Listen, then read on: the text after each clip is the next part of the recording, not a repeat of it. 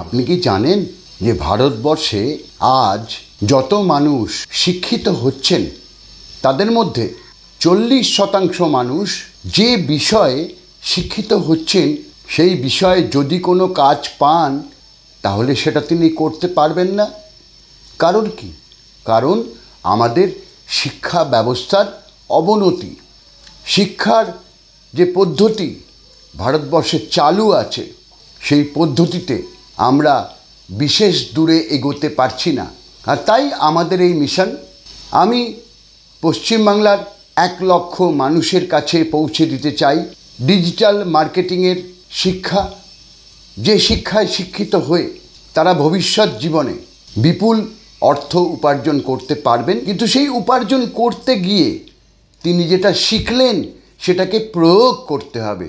তিনি যদি সেটা প্রয়োগ না করে চুপচাপ ঘরে বসে থাকেন বা অন্য কিছু করেন তাহলে তো এটা করা সম্ভব হবে না। তাই এই লক্ষ্যে আমি এগিয়ে চলেছি। আপনাদের একান্ত সহায়তা আমি কামনা করছি।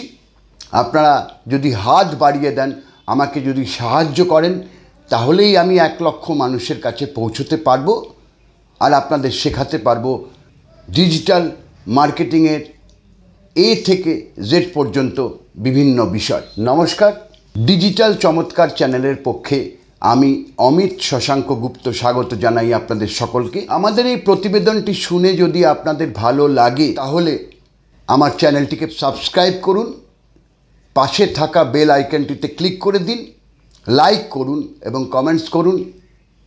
পাশাপাশি আপনার পরিচিত, বন্ধুবান্ধব, আত্মীয় স্বজন সবার কাছে এই প্রতিবেদনটিকে ভাগ করে দিন বা শেয়ার করে দিন। আপনাদের এই ছোট্ট সহায়তায় আমরা পৌঁছে যেতে পারি আমাদের লক্ষ্যে। শুরু করছি আজকের আলোচনা। কন্টেন্ট আর ব্লগ, এই দুটির মধ্যে পার্থক্য কী? কন্টেন্ট রচনার বা কন্টেন্ট রাইটিংয়ের একটি অংশ বা একটি পার্ট হলো ব্লগ। তো কন্টেন্ট কী আর ব্লগ কী?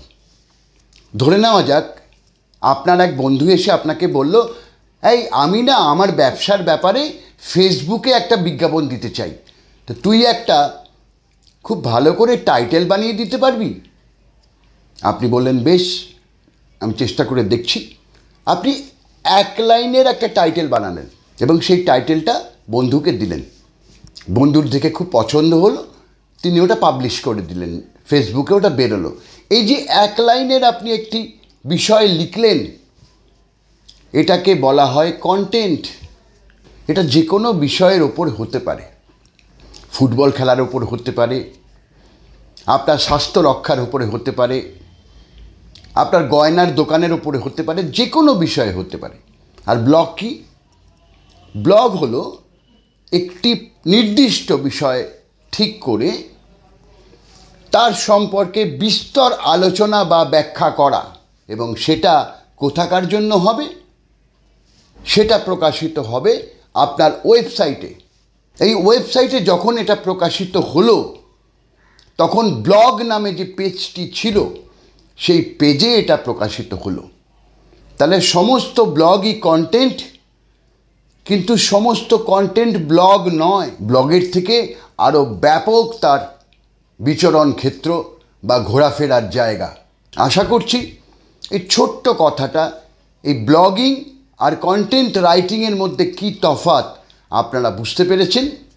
ব্লগ ব্যবহার হবে শুধুমাত্র ওয়েবসাইটের জন্য, আর কন্টেন্ট যে কোনো বিষয় হতে পারে, ইমেল, মোটিভেশনাল বিষয় অথবা বিজ্ঞাপন, এই সমস্ত কিছু কন্টেন্টের মধ্যে আসে। কিন্তু ব্লগ এর একটা বিশেষ চরিত্র আছে, সেই চরিত্রের বিশেষ রূপ থাকায় আমরা তাকে শুধুমাত্র ওয়েবসাইটেই প্রকাশ করে থাকি। আজকালকার দিনে নানা রকমের ব্লগ আমরা দেখতে পাই, আর ওয়েবসাইটে যে সমস্ত ব্লগগুলো আমরা দেখি সেগুলো আত্মস্থ করতে গেলে, অর্থাৎ সেগুলোকে বুঝতে গেলে সেগুলোকে পড়তে হবে। আর অনেক মানুষ এই পড়ার ব্যাপারে একটু পিছিয়ে থাকেন, ও আবার পড়তে হবে, সময় লাগবে, ইত্যাদি প্রভৃতি। তাই আজকের দিনে আরেকটি নতুন বিষয় এই কন্টেন্টের ক্ষেত্রে এসে গিয়েছে, তা হলো ভিডিও কন্টেন্ট। এই ভিডিও কন্টেন্টের ক্ষেত্রে বর্তমানে সার্চ ইঞ্জিনে জায়গা করে নিয়েছে ইউটিউব ভিডিও।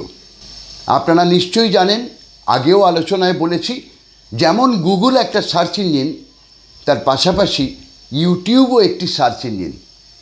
আর ইউটিউবে আমরা ভিডিও কন্টেন্ট প্রকাশ করে থাকি। ভিডিও কন্টেন্ট মানে কি? ওগুলো কিন্তু ব্লগ নয়, ওগুলো কন্টেন্ট। আপনাদের সামনে এখন আমি যা করছি, আমি আজকের আলোচনা কি করছি, আমার আজকের আলোচনার বিষয়বস্তু what is the difference between blog and content, এর ওপরে আমি আপনাদের সামনে কথা বলছি। আপনারা আমাকে দেখতে পাচ্ছেন, আপনারা আমায় শুনতে পাচ্ছেন, আপনাদেরকে পড়তে হচ্ছে না। এটাই যদি আমি কাগজে কলমে লিখতাম তাহলে আপনাকে পড়তে হতো। আপনি না পড়ে আমার কথা শুনে বিষয়টি বুঝতে পারছেন। আপনাদেরকে অতিরিক্ত পরিশ্রম করতে হচ্ছে না। তাই আজকের দিনে ভিডিও কন্টেন্ট অত্যন্ত জনপ্রিয়। আর এই ভিডিও কন্টেন্টে গুগলের পাশাপাশি সার্চ ইঞ্জিন ইউটিউবও এগিয়ে এসেছে এবং ইউটিউব ব্যাপকভাবে এই ভিডিও কন্টেন্টকে উৎসাহিত করছে। প্রচুর ইউটিউবার সারা পৃথিবী জুড়ে সামনে আসছে এবং তারা কন্টেন্ট তৈরি করছে। এই হলো কন্টেন্ট আর ব্লগের মধ্যে পার্থক্য। আশা করি আপনারা বিষয়টি বুঝতে পেরেছেন এবং আপনারা পরবর্তী সময়ে যদি কেউ ওয়েবসাইট তৈরি করেন, তার জন্য কিভাবে ব্লগ লিখবেন, তার জন্য কন্টেন্ট কিভাবে আপনি শুরু করবেন, আপনার একটা সম্যক ধারণা হয়েছে। এরকম ছোট ছোট অনেক বিষয় নিয়ে আমরা এবার থেকে আপনাদের সামনে কথা বলবো।